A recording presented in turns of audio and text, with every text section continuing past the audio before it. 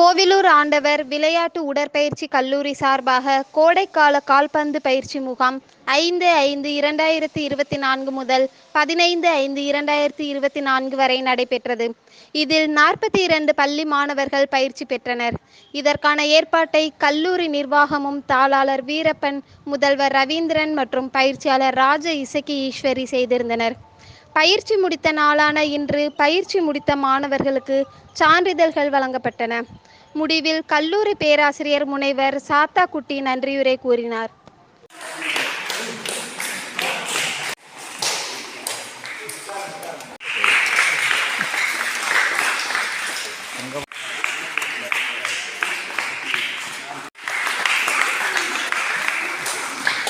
ஆனால் இந்த 10 நாளில் ஒரு அடிப்படையான ஒரு விஷயம் தெரிஞ்சுக்கலாம். கிரவுண்டுங்கிறது ஒரு முக்கியமான ஒரு விஷயம், நம்மளோட உடல் நலங்கிறது ரொம்ப முக்கியமான ஒரு விஷயங்கிறது நமக்கு தெரியும்.